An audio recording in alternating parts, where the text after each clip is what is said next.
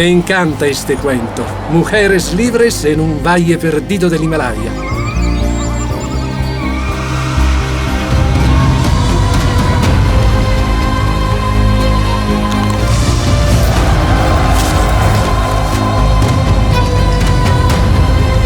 Ezerk ez ninduke zoriontsuago egingo berriro libre eta arin sentitzeak baino.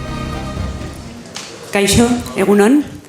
Así egingo dugu El sueño de la sultana. Hola, buenos días. Vamos a dar inicio a la rueda de prensa del sueño de la sultana. La rueda de prensa de la película El sueño de la sultana, que como sabéis es una coproducción entre España y Alemania y que tiene su estreno mundial en el Festival de San Sebastián, en su sección oficial. Además de competir por la Concha de Oro, la película opta también al Premio Irizar al cine vasco y al Premio a la cooperación española. Se trata del salto al largometraje de la cineasta y animadora vasca Isabel Erguera y nos acompañan en esta rueda de prensa, voy a ir presentándolos en orden, Diego Erguera, productor, Iván Miñambres, productor, Fabián Drijorst, productor, Mariano Baratech, productor, Gianmarco Serra, guionista, editor y compositor, Isabel Erguera, directora, guionista y productora, Chelo Loureilo, productora ejecutiva, Miren Arrieta, actriz, Mousumi Boumik, especialista roqueya y autora del poema de la canción Vida de Roqueya, y Upamaniu Bhattacharya, artista. Os pido un aplauso para el equipo de la película.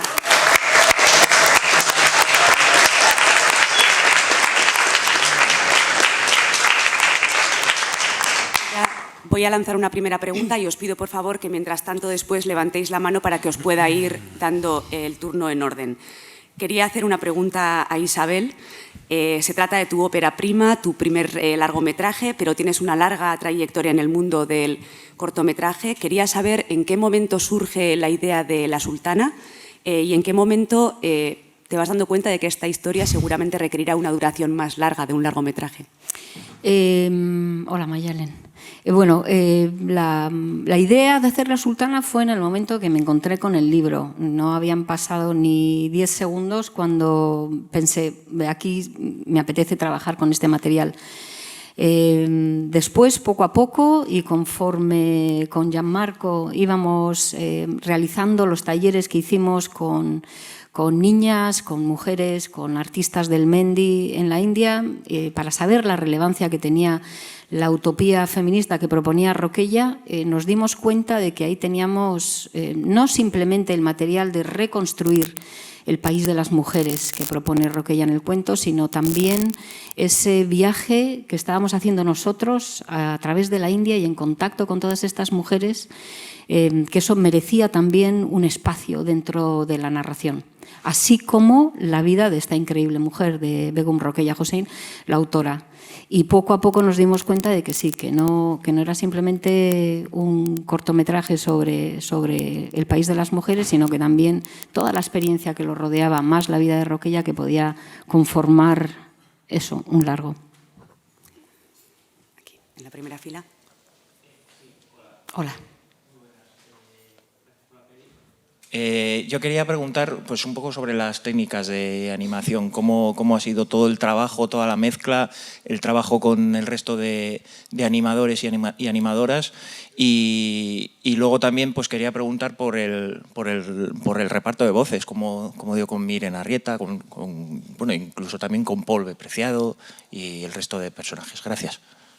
Vale, a ver si me acuerdo de todas las preguntas. Primero, sobre las técnicas, como os he contado, en un principio pensábamos hacer El país de las mujeres y ese lo teníamos, yo creo que desde el principio bastante claro que queríamos hacerlo con la técnica del tatuaje temporal, porque ya habíamos hecho algunos talleres con las mujeres, habíamos desarrollado ya una manera de poder contar la historia y una relación con ellas. La parte de la vida de Roqueya queríamos hacerla algo que similar al teatro de sombras, que era como un entretenimiento muy popular a comienzos de siglo y durante el tiempo que creció Roqueya. Y lo tercero, que era ese hilo conductor de todas las historias, ese marco que lo engloba todo, que era el viaje de la protagonista, de Inés, y ese queríamos hacerlo algo que representara también su cuaderno de viajes, que es mi propio cuaderno de viajes, las acuarelas, y ese está hecho en la la técnica tradicional de animación 2D. Al mismo tiempo, yo pensaba inocentemente que si repartíamos el trabajo en distintos equipos que iba a resultar todo un poquito más ligero, más fácil a nivel de producción, cosa que tampoco soluciona mucho. También dividimos en 3 equipos fundamentales, uno en la India para la parte del País de las Mujeres, otro equipo en Navarra, María Manero y Edu Elósegui, que Edu Elósegui es de aquí, y por último la animación 2D está hecha en el estudio Glow de Almendralejo, los mismos que hicieron Buñuel en El laberinto de las tortugas, y finalmente todos los fondos están hechos aquí en Tabacalera, contando con la mano de artistas como Ángel Peris y Sandra Garayoa, con quien hicimos a lo largo de 6 meses en una residencia artística, hicimos los fondos todos a mano. Voces. Sobre las voces, y gracias también a que nos pusimos en contacto con Fernando Bernués y Mireia Gabilondo, que nos pusieron en contacto con Miren y con Mireia, que ya son las 2 voces de aquí. Después, Yanma, tú puedes hablar de la voz en Italia, de Roberto Essi. Sí. Y de Paul, Paul. Es verdad. Paul y Mary Bird, es verdad. Durante el proceso de escribir el guión, de imaginarnos la idea, hubo en San Telmo en el 2015 unas conferencias en torno a la utopía que dio Paul Preciado. No sé si alguno de vosotros os acordáis. Me acuerdo que asistimos a las conferencias y para mí fue muy revelador el hecho de profundizar sobre el tema de las utopías. Así que cuando estábamos escribiendo el guión, a Yanma se le ocurrió, ¿y por qué no incorporar ese momento tan importante que fue durante el desarrollo del proyecto, el contar con Paul? Y le escribimos unos diálogos, se los enviamos, esto era durante la pandemia, y muy generosamente nos grabó los diálogos. Y Mary Bird, yo soy una gran seguidora de Mary Bird y me la encontré también en la misma escena donde aparece en la película, en los Museo Capitolini, y me acerqué a ella para darle las gracias por todo lo que hace por la cultura. Y al cabo de muy poco tiempo leí Mujeres y Poder, le escuchamos en una conferencia, le pedimos permiso si podíamos utilizar sus palabras y también nos dio el ok. Sí, y está la voz de Miren, que nos encantó, nos sedujo, porque ha logrado interpretar el personaje de una manera extraordinaria. Le ha dado una vida, una personalidad verdaderamente única. Ha sido un privilegio poder trabajar con ella. Y fue al revés, porque todavía a veces no teníamos las escenas, ella puso la voz, nos conocía la película, hablábamos de los diálogos y de las texturas y de cómo nos gustaría que transmitiera ciertos sentimientos, y la verdad es que su interpretación superó las expectativas, fue extraordinaria. Después os contará ella algo más. Y se han grabado voces en la India durante la pandemia. A veces hemos podido estar en Calcuta, otras veces hemos hecho vía Zoom con unos estudios de grabación. Y de las voces en Italia me encargué yo. Y hay muchos idiomas en la película, como habéis visto, y fue la elección de mantener estos idiomas, porque es también un viaje sonoro. Una película es también una experiencia sonora. Hola, ¿qué tal? Buenos días. Felicidades a todas y a todos, porque es magnífica vuestra película. Yo quería preguntarte, Isabel, por el feminismo global, por este feminismo que se sale de la mirada occidental. Y además hoy, precisamente en El País, la primera noticia es que 1 de cada 6 mujeres en el mundo es india. ¿Y cómo es ese nuevo feminismo? Entonces, me interesa un poco la decisión de integrar, de ampliar el feminismo, por un lado, y luego un poco en tu propia vivencia, porque una película de animación es un calvario. Y tú que eres, claro, no sé, que quiero decir, veo a Chelo que es... como pues formáis parte de ese ejército de locas y de locos, pero un poco tu sensación personal de meterte, por qué, cómo te metes en este viaje que no siempre puede salir bien, y lo del feminismo. Gracias. Yo descubrí O sea, para mí el descubrimiento de Rokeya Hossein fue como una especie de vuelta de todo, y ha sido de tanta inspiración, ha sido como una especie de mantra que a lo largo de estos 10 años me ha hecho concienciarme mucho sobre mi condición, y así que ha surgido de una manera natural, y de esa misma manera natural he leído mucho sobre mujeres y mujeres escritoras sobre todo. En la India no soy ninguna experta en feminismo, tampoco en feminismo asiático, pero sí que he leído un montón.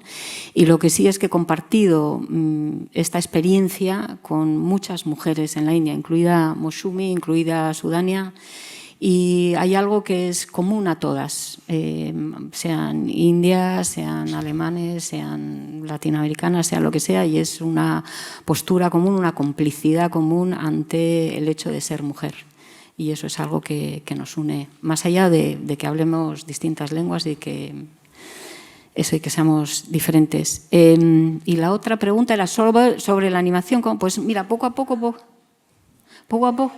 El viaje, sí, el viaje ha sido un viaje largo, un viaje con eso, muchas alegrías, con muchas tristezas, un viaje en donde la vida también se entremezcla con la ficción y que lo incorporas todo, y un viaje en el que llega un momento en el que ya no puedes echar marcha atrás, que sueltas amarras y bueno, ya estás en el mar y yo qué sé, que sea lo que Dios quiera. Llegaremos a puerto, eso es lo único que sabíamos, que en algún momento llegaríamos.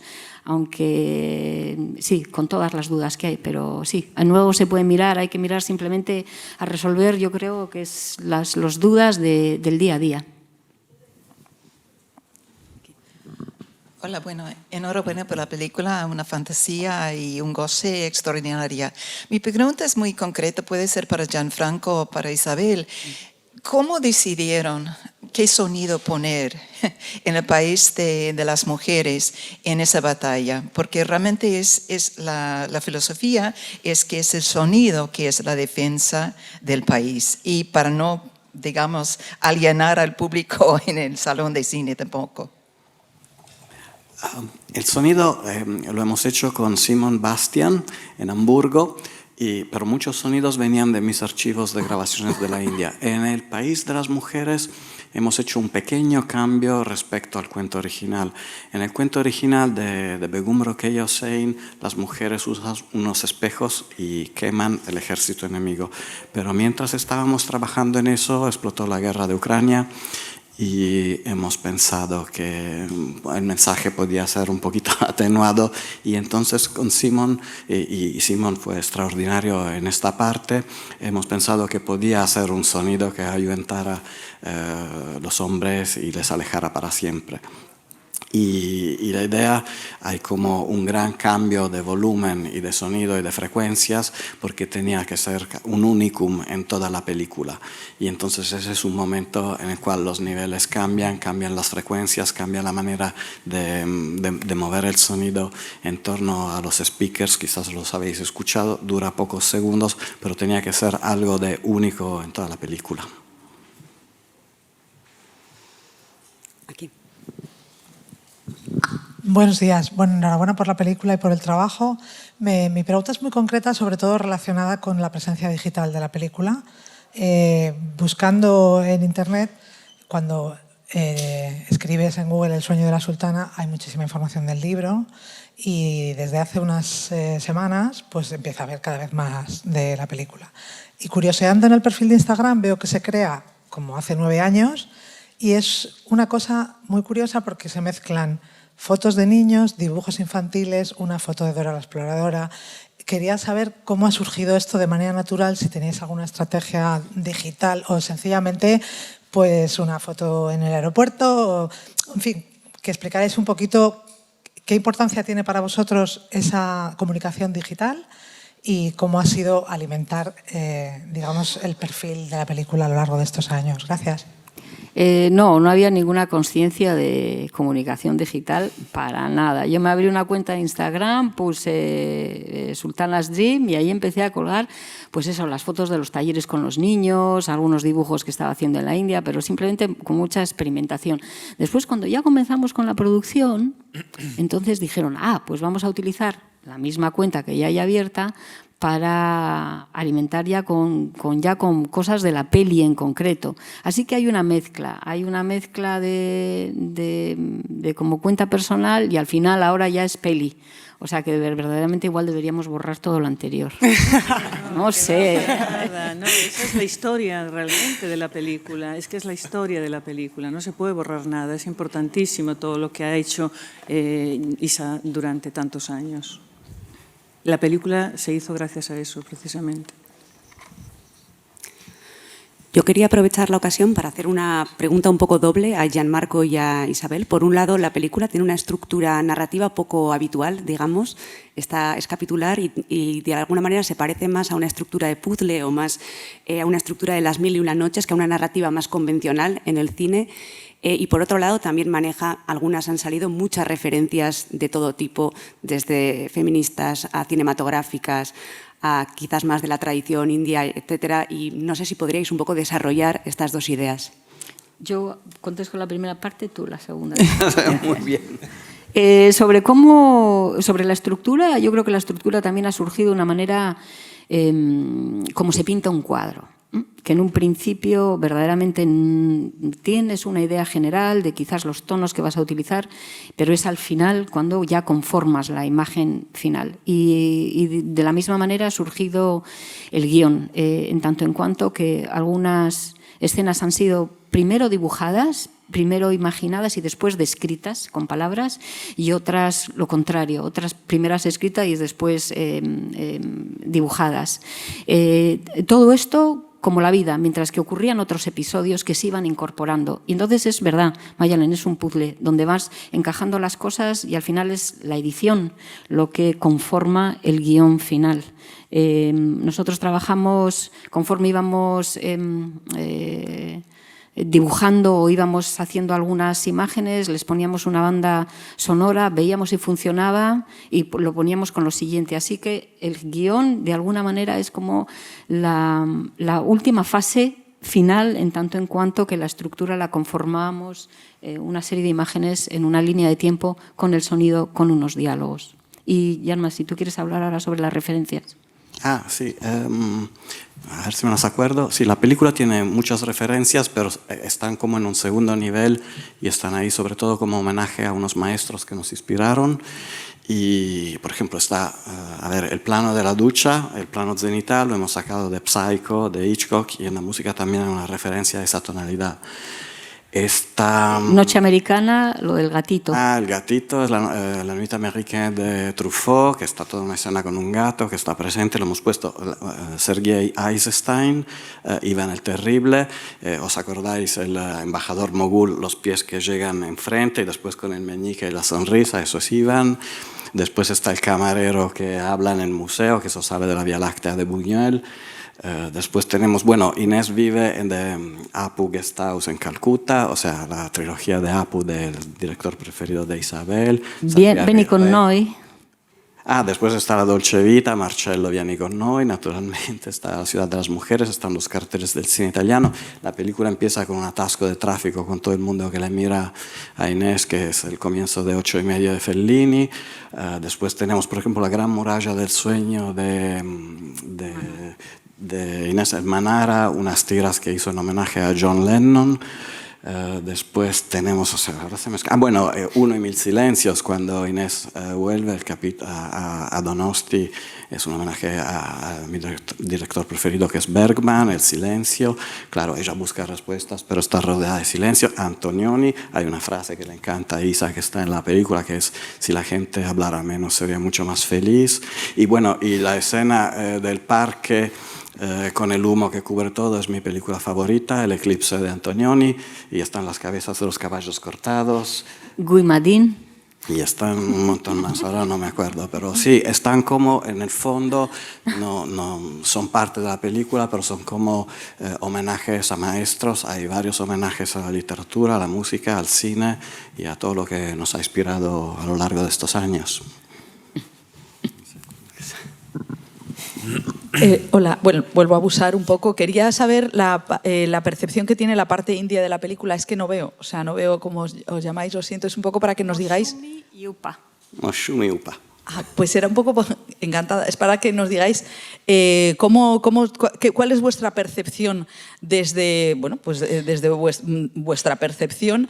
Y luego a Isabel, bueno, también eso quiero decir que sí, cómo se ha percibido dentro del feminismo indio esta película. Y se me ha ido el santo al cielo con una pregunta para Isabel, pero volverá si puedo. Maybe Moshumi, you can answer that. Yeah.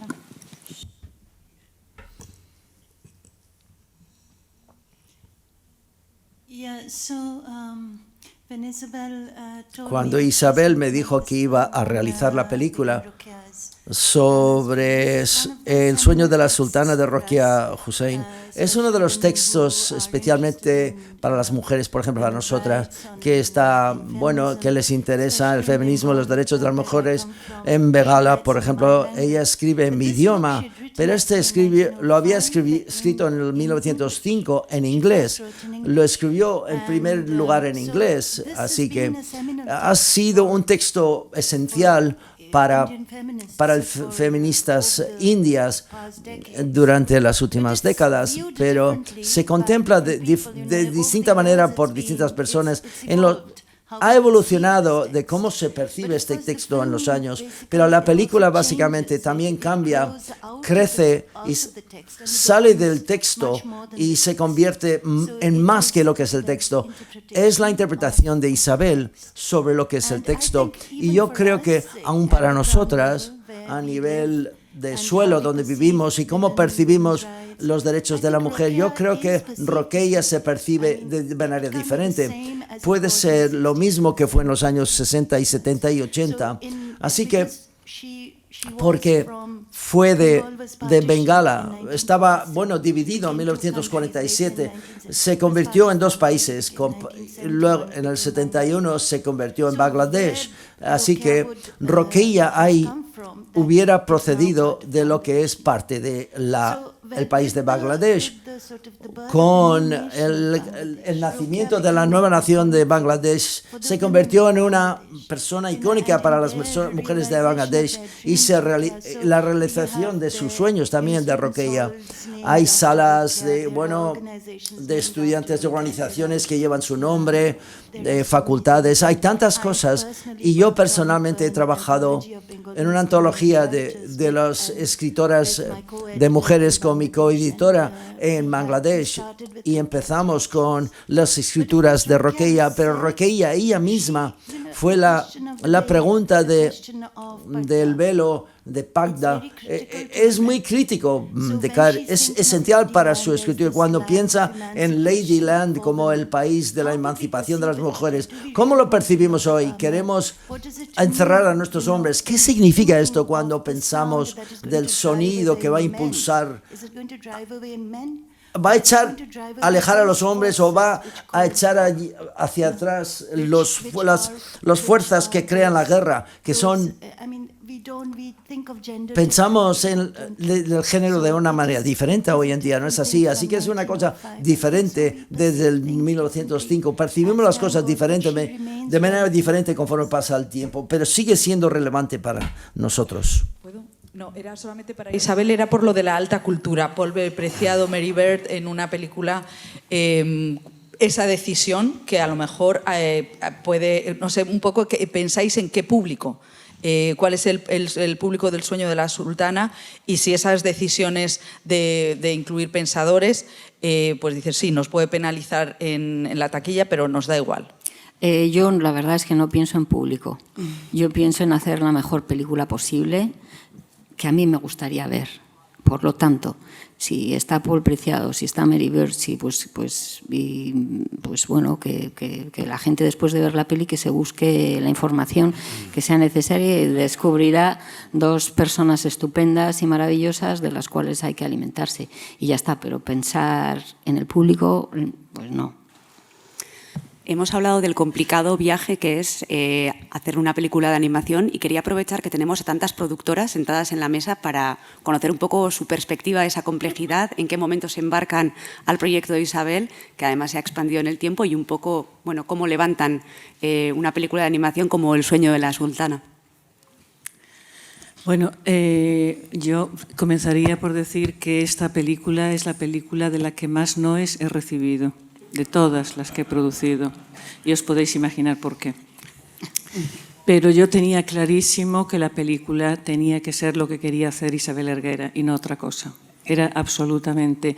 Y para eso, pues bueno, pues tuvimos que enfrentarnos a muchísimos momentos muy difíciles, desde luego, y sobre todo porque yo siempre trato de que los directores hagan su trabajo de dirección lo mejor posible, no meterlos en los problemas, ¿no?, de la parte de financiación, pero en este caso fue difícil porque efectivamente, porque hace 10 años, como ya veis, o sea, en el 2015 estaba ya inspirándose también con Paul Preciados, con todo, o sea, eso fue un viaje muy largo y este país ha cambiado mucho porque la palabra feminista todos querían que desapareciera de la película, imaginaos. La palabra feminista, me decían que con eso no podríamos hacer nunca esta película. Y bueno, pues efectivamente, como decía María Guerra, hay algunas locas, algunos locos que a pesar de todo seguimos porque queremos hacer un tipo de cine diferente y aunque sea difícil, pues bueno, pues a lo mejor no queremos hacernos ricos, queremos sacar películas con las que nos sintamos realmente orgullosos. En ese camino hemos encontrado gente que nos ha abandonado y gente fantástica como Mariano Barachech, que en España tenemos por lo menos las regiones que podemos encontrar financiación, Mariano desde Madrid, Diego e Iván desde el País Vasco, yo desde Galicia, y fuimos encontrando. Y después encontramos a Fabian en Alemania y que fue ya el que nos posibilitó precisamente acabarla.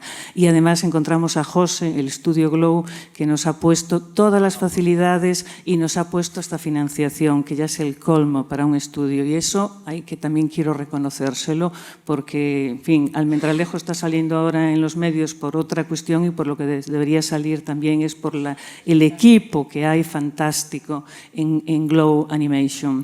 Y además, que no solamente eso, es que esta es una película muy especial y cuando hacemos películas de autor tenemos que respetar la personalidad del autor también en la gráfica.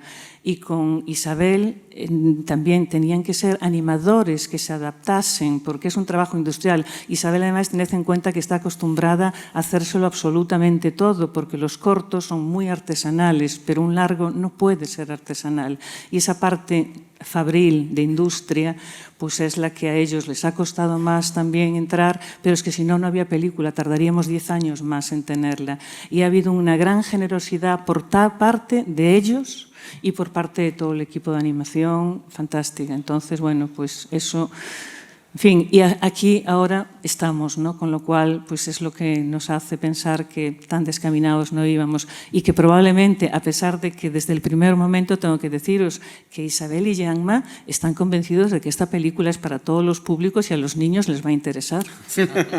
Eso es lo que ellos están convencidos, ¿vale? Entonces yo ojalá llegue también a muchos centros, como normalmente nuestras películas se trabajan mucho en las aulas y ojalá esta también valga precisamente para concienciar y para cambiar un poco de verdad este mundo machista que no hay manera de que cambie. Parece que lo tenemos muy, muy complicado. Las mujeres de todo el mundo. Aquí. Sí, yo.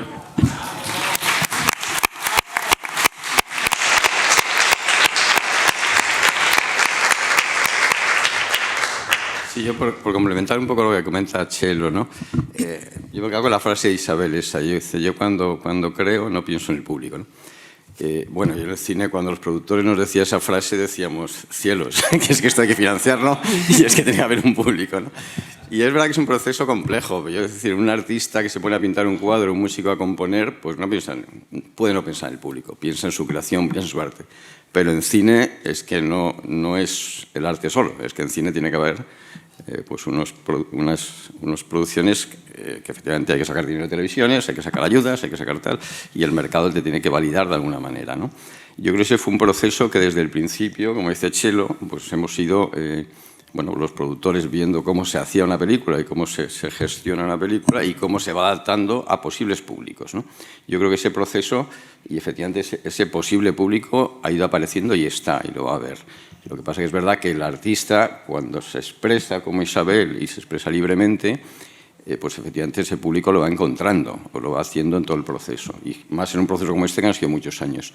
Y también los productores nos hemos ido adaptando a ese proceso y enamorando de la película, del proceso de Isabel y de Yanma y de cómo ha sido todo este trabajo, ¿no? O sea, yo creo que también esa es parte de la creación artística que permite la animación. Probablemente en la ficción es mucho más difícil, ¿no? Pero tienes un guión, tienes un plan de producción, lo ruedas y en el montaje puedes jugar un poquito, ¿no? Pero es verdad que en la animación ha sido un proceso largo donde se ha podido jugar muchísimo y se ha podido dar muchas vueltas a todo ese proceso. Y al final yo creo que hay un producto precioso y que va a haber un público para ese producto, desde luego. Aquí en la primera fila.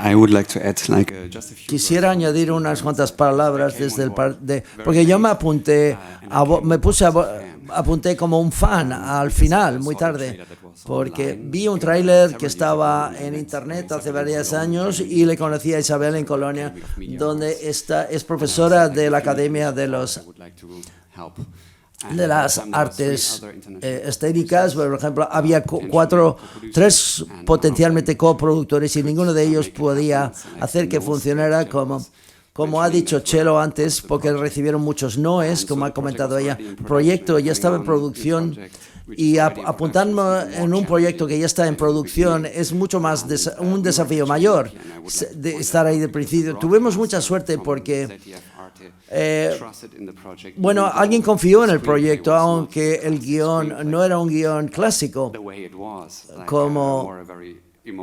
es decir, una versión más emocional, pero había unos dibujos maravillosos, pero confiaron en esto e hicieron que pudiéramos apuntarnos al proyecto al final. Y sí, también recibimos noes en Alemania, pero yo también creo que todo el mundo exige una nueva manera de contar historias en el cine, y yo creo que esta es un ejemplo excelente de cómo puedes contar una historia de una manera muy diferente y tener una experiencia única en el cine. Y estoy encantado de que podemos empezar aquí en San Sebastián y esto puede viajar por todo el mundo y buscar su público. Gracias.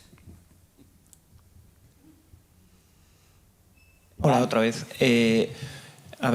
Yo quería comentar, llevamos 3 días de festival y en cada día ha habido una película de animación, nada menos que en la sección oficial. Se inauguró con Miyazaki, ayer se vio la peli de Trueba y Mariscal, hoy la vuestra, y además la vuestra está a competición. No sé si teníais algún tipo de valoración, Isabel o los productores, quien se anime a decir algo, alguna valoración sobre esto, sobre que haya tanta animación y además en un marco del festival tan importante como la sección oficial. Iván. Bueno, es una gozada que así sea. Yo creo que llevamos mucho tiempo luchando porque la animación no sea un género que sea valorado por las historias que contamos.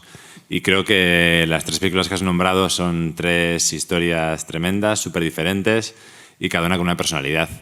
Y me alegro muchísimo porque un festival como este de San Sebastián valore las películas no porque sean animación o ficción o documental, sino por sus propias historias, y que tengamos presencia en espacios como este, pues es maravilloso, ¿no?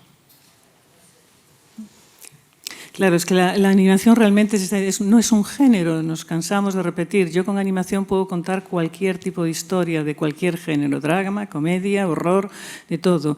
Y es que nos valemos la manera de contarlas pues es con técnicas de animación, y la historia es lo que importa, y por supuesto que la calidad vaya en todos los aspectos, ¿no? Pero es muy difícil porque lo tenemos bastante complicado, porque efectivamente muchas veces los programadores no están tan metidos en el mundo de la animación y les cuesta trabajo apostar por nosotros, pero yo creo que poco a poco, así como está pasando también con que las mujeres estamos por fin alcanzando estar dirigiendo películas de animación, porque ya sabéis, ¿no? Y la animación en España que tiene una altísima calidad también, y ahí se ve, ¿no?, que dos de las películas son españolas y que van a probablemente estar en muchos otros festivales internacionales. Y luego también cuando comentaban por ahí antes al principio, ¿no?, que por qué animación, bueno, pues si cualquiera conozca el trabajo que ha tenido Isa durante toda su vida, pues pensar el contar esta historia de otra manera hubiera sido completamente imposible, y creo que es tremendamente bello que así sea, y creo que es un valor para la película ese despliegue artístico y bello que tiene la propia obra, ¿no? Aquí. Sí, una pregunta para Isabel. Quería saber si se puede concretar, creo que he entendido que se puede decir que es una producción de 10 años, ¿no?, que has tardado en sacar adelante la película. Quería saber si se puede concretar el número de gente que ha participado, el presupuesto que habéis tenido, y luego me he quedado un poco volado con lo de la técnica del tatuaje temporal. Si nos puedes explicar en qué consiste exactamente. Bueno, sobre los 10 años no han sido 10 años de producción, que durante estos 10 años hemos hecho trabajos. De trabajos. Y verdaderamente producción comenzamos febrero 2020, un mes antes de que se cerrara todo, un mes antes de la pandemia. Entonces, desde entonces hasta hace un mes, verdaderamente ha sido producción pura y dura. Y sobre el tatuaje temporal, el tatuaje se hace como una especie de conos, ¿no?, como de pastelero, donde se mete la pasta de la henna, que es de unas plantas. Y eso tradicionalmente se pinta sobre el cuerpo. Cuando les propusimos, en el primero de los talleres, les propusimos a las mujeres artistas del Mendi que trabajaran sobre papel, al principio se quedaron un poco sorprendidas, porque la pasta es una pasta, o sea, tiene un volumen. Pero una vez que se iban acostumbrando a cómo manejar la pasta sobre el papel, pues ya eso en un día ya se adaptaron perfectamente. Otra cosa era sus diseños tradicionales, cómo adaptarlos a representar eso, figura humana o un edificio, o hay ciertas cosas como los árboles que se adaptan perfectamente, ¿no?, por el tipo de ornamentación que se utiliza para la decoración. Para ello hay otras cosas que había que crear. Pero bueno, pues poco a poco se fue creando una librería de imágenes. Y como referencia podéis iros a Tabacalera, que hay una exposición sobre el proceso de trabajo, y ahí podéis ver, de hecho, todos los dibujos, o muchos de los dibujos originales, y de dónde viene esto del Mendi, lo vais a entender perfectamente. ¿Y cuál era otra pregunta?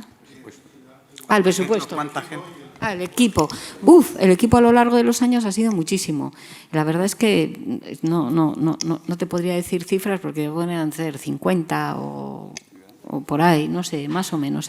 Y sobre presupuesto, que lo diga Chelo. Bueno, es que cuando hablamos de presupuesto siempre es peligroso, porque los presupuestos nuestros que manejamos es donde muchísima gente colabora de una manera casi altruista. Yo creo que todos los profesionales tienen que cobrar, todos los que han trabajado en una película tienen que cobrar, pero efectivamente una cosa es cobrar lo que se cobra habitualmente, y otra es, pues cuando no hay presupuesto, pues todo el mundo nos apretamos un poco y tratamos de hacerlo. Entonces, el presupuesto de esta película que hemos pagado no superó los 2 millones de euros, pero el que deberíamos haber pagado, os puedo asegurar que serían como mínimo el trabajo que han hecho tanta gente y de tanta calidad, cobrando bastante menos de lo que debería. Desde luego os puedo garantizar que en Estados Unidos serían mínimo 50 millones esta película, ya os lo digo.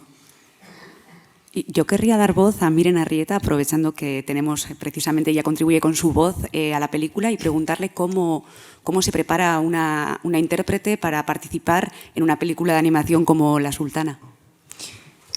Bueno, Kaixo. Pues para mí ha sido una experiencia completamente nueva, porque claro, yo vengo del teatro y de la televisión, entonces yo estoy acostumbrada a trabajar pues con el cuerpo y con la voz, ¿no? Entonces, para mí el reto ha sido encontrar la voz de Inés. Bueno, como ha dicho Gianmarco, no fue un proceso de doblaje, porque yo cuando fui a grabar las voces no veía imágenes. Yo estaba en un estudio con el micrófono y tenía la suerte de tener las directrices de Gianmarco y de Isabel, que dicen que no tienen experiencia dirigiendo actores, pero yo me sentí en muy buenas manos y tenían muy claro lo que quería, ¿no? En cada escena, qué temperatura tenía que tener la voz del personaje, bueno, pues eso, yo me sentí como muy dirigida en todo momento. Y bueno, eso ha sido algo nuevo para mí, un reto, pero he disfrutado mucho y bueno, luego también cuando estaba grabando yo no sabía qué imágenes iban a acompañar a las voces que estaba grabando. Entonces luego cuando he tenido la oportunidad de ver el resultado ha superado completamente mis expectativas, supongo como os ha pasado a vosotros, ¿no? Y entonces pues muy contenta y con muchas ganas de ver el resultado y en la pantalla grande también, claro. Bueno, y 3 idiomas. Claro, idiomas también. Ahí estábamos con el euskera, el castellano, sí, el inglés. Pero sí, muy gratificante para mí, la verdad. Tenemos tiempo para una última pregunta. No, solamente aclarar que es que en animación nosotros grabamos las voces antes de animar, porque la voz también nos va a ayudar a componer la personalidad del personaje. Y por eso también buscamos actores, porque no hacen doblaje, hacen realmente interpretación. Y los actores de teatro pues, son muy oportunos, ¿no?, para ese tipo de trabajo. Tenemos tiempo para una última pregunta allí atrás. Bueno, Sorionak, felicidades por el trabajo. Sorionak. Justamente hablabais de los idiomas. Quería preguntaros sobre eso. ¿Se mezclan los idiomas de forma muy natural? En ciertos casos, como el de Inés, pues son los idiomas de su sitio de vida, pero alguno más también. Sobre esa elección de mezclarlos naturalmente. Pues sí, cuando uno viaja se encuentra con todo tipo de idiomas y de alguna manera natural uno también acaba entendiendo, a pesar de que acaba entendiendo los sonidos, y de eso se trata, más que de exactamente entender las palabras, es entender los sonidos. Muy brevemente, ya está así la última pregunta aquí en la primera fila. Bueno, felicidades por la película, pero quería preguntar si ya hay fecha de estreno en Alemania y en otras partes del mundo, en India también, nos interesaría saberlo. En España, el 17 de noviembre, la distribuirá Filming. ¿En Alemania? El estreno en el Festival de Cine en Hamburgo, el 5 de octubre, seguido por Dope Leipzig, más adelante. Y el Theo Correllis será para el 8 de marzo o el año que viene, digo que el jueves o el es cuando se estrenará en Alemania el Día Internacional de las Mujeres, en India. ¿Lo se puede decir ya? Creo que sí. No sé. I think it's not official. It's not official. No es oficial, vale, de acuerdo. No podemos decirlo. Pues voy a pedir un fuerte aplauso para el equipo de la película.